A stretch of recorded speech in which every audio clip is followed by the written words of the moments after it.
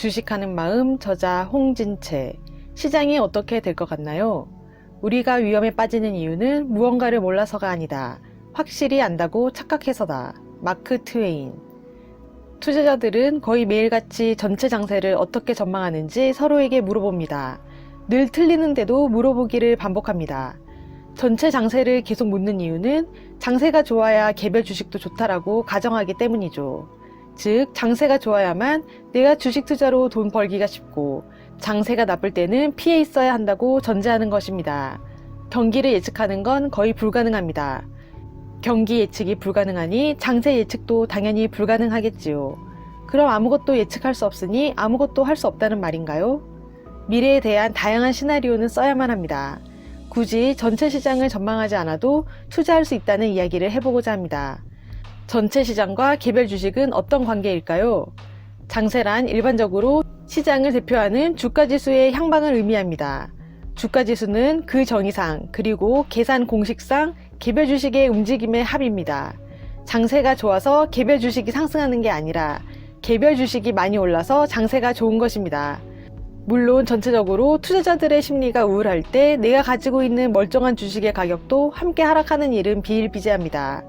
그러나 시간이 지나면 전체 장세의 영향은 사라지고 개별 주식 고유의 움직임만 남습니다. 전체의 움직임과 무관한 개별적 움직임이 존재한다는 뜻입니다. 각 투자자의 성과는 전체의 성과와는 전혀 다를 수 있습니다. 전체 시장을 전망하고 유망한 산업군을 선택하고 그 산업군 내에서 가장 좋아 보이는 주식을 골라내는 방식을 탑다운 접근법이라고 합니다. 예를 들면 다음과 같은 식이죠. 시장이 강세를 볼 것 같으니 주식 비중을 늘려야겠다. 인터넷 산업이 전체 시장보다 빠르게 성장할 것 같다. 인터넷 산업 내에서 네이버나 카카오, 아프리카 TV 중 가장 매력적인 주식을 고르자. 탑다운 접근법은 전체 시장과 상관없이 장기적으로 큰 폭의 상승을 보이는 종목을 놓치기 십상입니다. 장세는 단기적으로 언제나 흔들립니다. 장세도 관점에 따라 누군가는 강세장으로, 누군가는 약세장으로 볼 수 있습니다. 2011년 7월을 보자면 당시에는 뼈아픈 약세장이었습니다. 그런데 지나고 나서 보니 2011년 전체는 무난한 흥보장이었습니다. 2017년까지로 범위를 확대해보면 심지어 강세장의 일부였지요. 2020년까지로 보면 2011년 7월은 10년짜리 박스권 장세에 눈에 띄지 않는 아주 작은 일부분이었을 뿐입니다. 그 기간에 큰 폭의 상승을 보인 주식이 매우 많습니다. 주식은 기본적으로 투자의 타임라인을 길게 가져갈수록 유리한 게임입니다. 장세에 신경을 쓰면서 잦은 매매를 반복하다 보면 개별 종목의 큰 흐름을 놓칩니다. 한국 주식시장은 상당히 역동적인 곳입니다. 업종이 고르게 분포되어 있고 그 안에서 기업들의 순위도 극적으로 바뀝니다. 전체 시장은 늘 제자리 걸음인 듯 재미없어 보여도 각 기업은 생존과 번영을 위해 치열하게 고민하고 있습니다. 그럼으로써 투자자들에게 아주 많은 기회를 선사하지요. 탑다운의 반대 접근법은 바텀업입니다. 전체 장세는 무의미한 흐름일 뿐이니 좋은 주식 몇 개를 잘 고르면 결국 시장과 상관없이 좋은 성과를 낼 수 있다는 전제에서 출발합니다. 바텀업 접근법은 여러 투자 대가가 강조하는 방법입니다. 워런 버핏이나 필립 피셔는 소수 종목 집중 투자로 유명합니다. 피터 린치는 수천 개의 종목을 포트폴리오에 담아두지만 역시나 바텀업 접근법의 대가입니다. 마젤란 펀드를 운용한 14년 동안 전 세계 펀드 매니저 중에서 가장 높은 수익률을 올렸습니다. 그는 월가의 영웅에서 이렇게 말합니다. 장세에 무심할 수 있어야 한다. 이 한 가지만 납득할 수 있다면 이 책을 다 읽은 것과 같다. 장세에 대한 질문은 수익률에 전혀 도움이 되지 않습니다. 도움이 되는 질문은 바로 이것입니다. 시장의 변동을 이기고 좋은 수익을 거둘 수 있는 주식을 어떻게 골라낼 것인가? 장기적으로 투자하라. 혹자는 이런 이야기를 종종 합니다. 30년 전에 삼성전자를 사놨으면 말이야, 지금 20배가 올랐어. 여기에는 생존 편향이라는 함정이 숨어 있습니다. 장기 투자의 성공 사례로 왜 굳이 삼성전자를 언급하는 걸까요? 삼성전자는 한국을 대표하는 시장의 1등 기업입니다.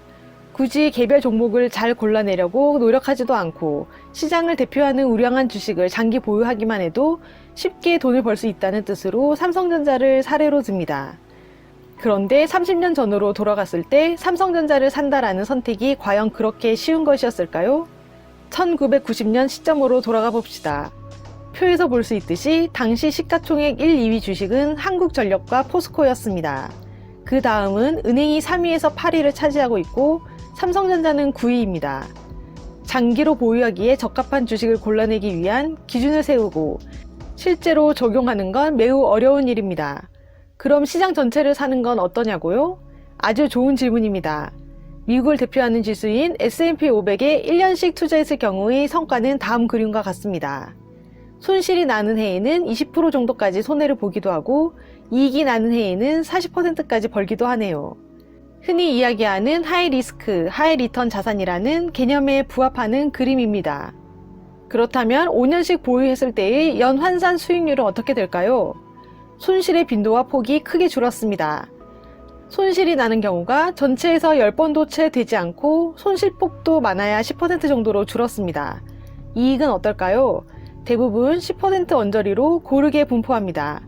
투자 기간을 30년으로 늘리면 어떻게 될까요? 손실 횟수가 제로입니다.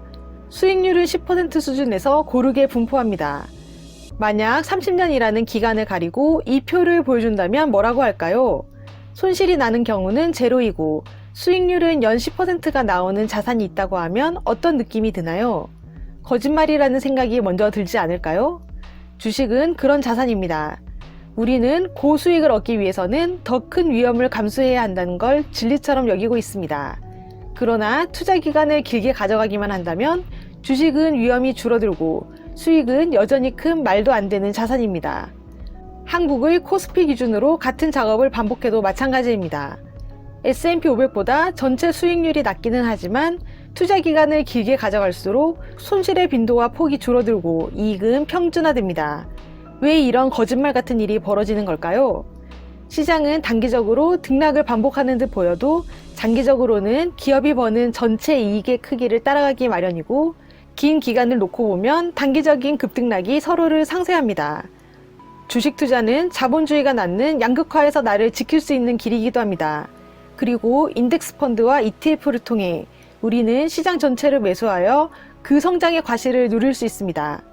시장 전체를 매수하여 장기적으로 보유한다는 것은 곧 자본주의의 생존에 베팅을 하는 일입니다. 자본주의 위험으로부터 나를 지키는 방법이 바로 인덱스 펀드와 ETF 등을 통해 시장 전체에 투자하는 것입니다. 투자의 성공 공식은 인덱스 펀드를 통해 주식시장 전체를 소유하고 그 다음에는 아무것도 하지 않는 것이다. 그 상태를 줄곧 유지하기만 하면 된다. 존 보글. 책 주식하는 마음 저자 홍진채.